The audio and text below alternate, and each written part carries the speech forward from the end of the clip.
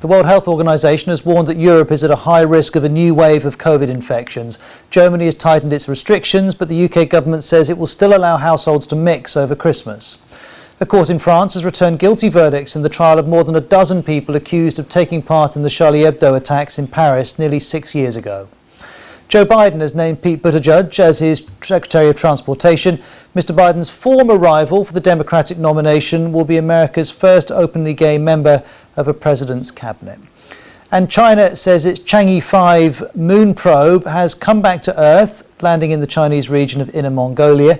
It's carrying rock samples gathered from the lunar surface. They're the first to be gathered since the 1970s. And Drug Administration confirms that a COVID-19 vaccine from Moderna is safe and effective. The health agency is expected to approve the vaccine for emergency use next week.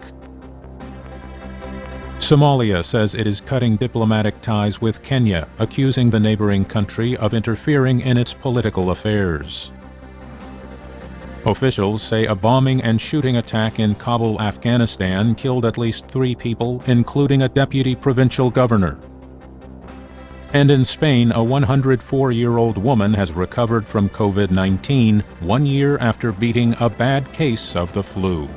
We begin here in Japan, where coronavirus cases continue to climb as a 3-week period dubbed crucial to containment efforts came to an end. Officials say the national tally for Wednesday was around 3,000, making it the second worst day on record. More than 188,000 people have now tested positive in Japan. A record 618 are in serious condition across the nation. Tokyo saw more new cases than ever before, 678. Total infections in the capital have surpassed 48,000. Tokyo opened a new facility dedicated to COVID-19 patients on Wednesday that'll focus on non-serious cases.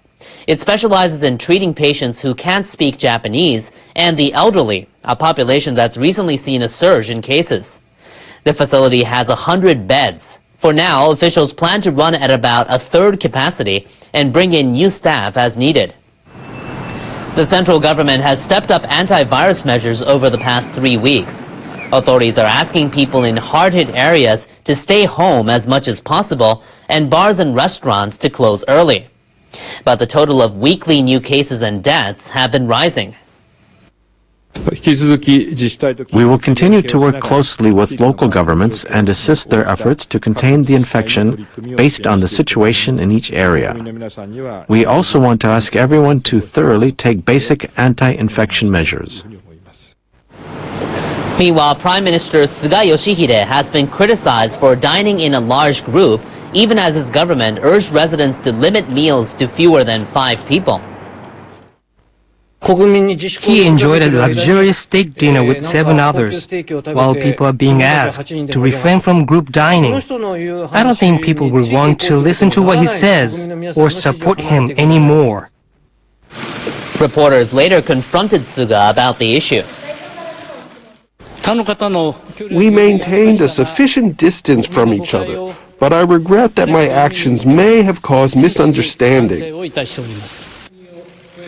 Suga also says his government will continue efforts to control the spread of the virus over the upcoming holiday season. It recently announced it would suspend a nationwide travel subsidy campaign. Now, over in the United States, authorities appear set to authorize another vaccine for the coronavirus just days after a vaccine developed by Pfizer and BioNTech began rolling out across the country. The U.S. Food and Drug Administration has found a vaccine being developed by U.S. drug company Moderna is safe and effective. The agency says the vaccine has no specific safety concerns and appears suitable for emergency use. A newly released briefing document looked at effectiveness and safety based on a trial involving about 30,000 people. That report estimates the shot is 94.1% effective at least 2 weeks after patients receive a second dose. An FDA advisory panel is expected to issue authorization for emergency use after meeting on Thursday. The United States has already begun inoculating people with the vaccine developed by Pfizer and BioNTech. Data from Johns Hopkins University show there's been over 16.7 million coronavirus infections in the country. More than 303,000 people have died. The government hopes to make 40 million doses available by the end of the year. Australia is appealing to the World Trade Organization as a trade dispute with China heats up. The move comes after Beijing slapped tariffs on imports of Australian barley. Australia's trade minister says the 80.5% levy is unjustified. China started the tax in May, saying it wanted to protect its barley growers from unfairly cheap competition. The Australian industry should see this as being about Australia, defending the values, operation and interests of Australian producers, but doing so in a calm, methodical and careful manner. China's Commerce Ministry defended the tariff earlier this month. It said the move was taken after an objective investigation. Ties between Canberra and Beijing have soured this year. In April, Australia called for an independent investigation into the origin of the coronavirus. China responded by restricting imports of Australian goods, including wine and meat. It's the first time for Australia to appeal to the WTO over the series of measures by Beijing.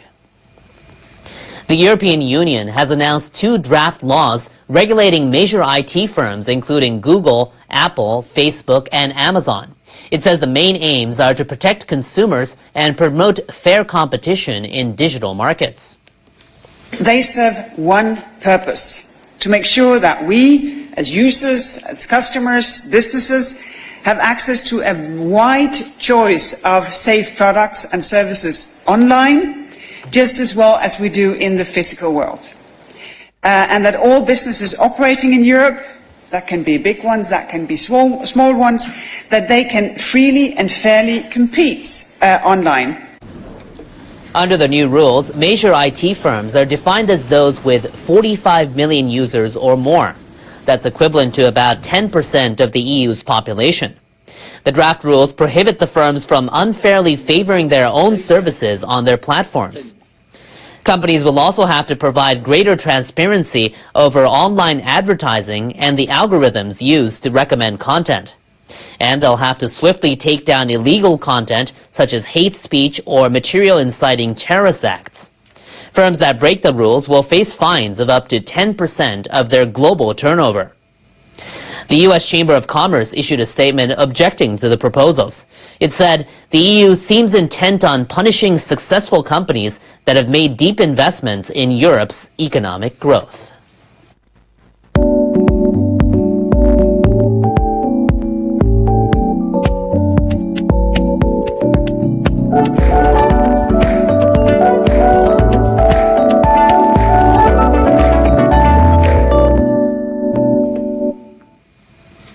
Tokyo police are set to refer a man in his 20s to prosecutors for alleged online abuse of the late celebrity Kimura Hana.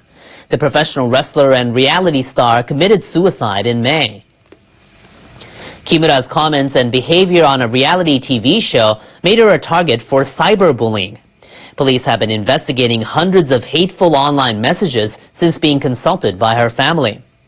Investigators have found the man living in Osaka posted comments suggesting Kimura should die. They say he turned himself in June and has sent an email apologizing to her family. The man reportedly told police he came to hate Kimura after watching the show and wanted to hurt her. Kimura's mother says TV staff had instructed her daughter to act aggressively on the show. She's filed a complaint with an organization that deals with issues related to broadcasting. Japanese prosecutors have indicted a 42-year-old man over last year's deadly arson attack at the Kyoto Animation Studio. The fire killed 36 people and injured 32, sparking an outpouring of grief from anime fans across the globe. Aoba Shinji was arrested in May. Prosecutors indicted him on Wednesday on murder, arson, and other charges. Sources say Aoba told police he set the blaze because the studio stole his novel and he thought he could kill a lot of people by using gasoline. The Kyoto Public Prosecutor's Office kept Aoba in confinement for 6 months for mental evaluation. The prosecutors determined he could be held criminally responsible because the crime was planned. NHK spoke to one victim's father. My son Yasuhiro will never come back. That's a reality. Whatever will happen is meaningless because it won't get my son back. The case is to be heard in a lay judge trial. Staying with Japan, the Supreme Court has ordered the government to pay more than $22 million in compensation to former construction workers who developed lung diseases caused by asbestos. The final ruling marks the first time the state has been held responsible on this issue in lawsuits filed by workers and bereaved families. The Supreme Court upheld a ruling made 2 years ago by the Tokyo High Court. It ordered the government to pay compensation to a group of about 350 people living in areas including Tokyo and Saitama Prefecture.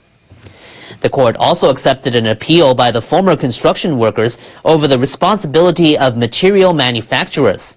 A hearing will be held to listen to both sides on February 25th. In sports, Japanese rugby star Goromaru Ayumu is set to retire after the coming season that starts in January. And he spoke about the sport and his legacy. It is sad that I'll finish my rugby career as a player, which I started when I was 3 years old. But I have been running with all my might for 32 years. The 34-year-old fullback is considered one of Japan's greatest players. His 711 career points as a member of the Japanese national team are by far the most of any rugger. Goromaru was the key figure in Japan's historic win against South Africa in the 2015 Rugby World Cup. He was named a top 15 player in the tournament. The match against South Africa, which changed the history of Japanese rugby, remains in my heart. But I treasure the memories of all the games and practices. Goromaru is known for his kicking prowess. His unique stance drew the attention of fans, triggering a rugby boom across the nation. Goromaru pointed out the level of Japanese rugby is rising and encouraged young competitors to strive to get better every day, just like the top players do. Residents of Fiji are bracing for dangerous stormy conditions as a powerful cyclone is about to bear down on the nation. Our meteorologist Jonathan No has the details in our World Weather Report.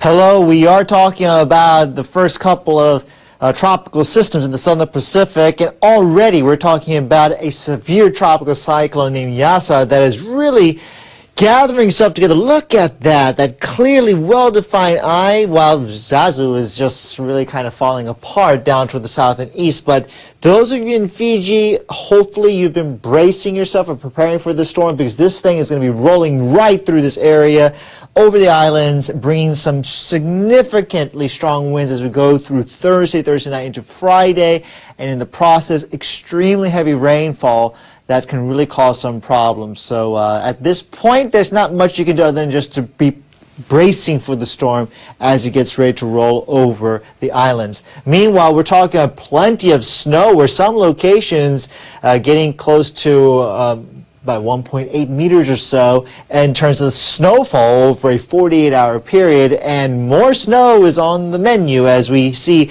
this northwesterly flow with the sea effect snow really hitting up against the Sea of Japan coastline. So be on the lookout, as it's going to be on the snowy side, especially for the northern portions of Japan, from Sapporo into Akita. Maybe some of it will be a little bit more of a blowing snow situation, so be on the lookout for that. And we'll see the snow lasting through the weekend as well. Kyoto even seeing some snow once again on Thursday, and then temperatures should be slightly warmer for there and also to Hiroshima as you go towards Saturday and Sunday.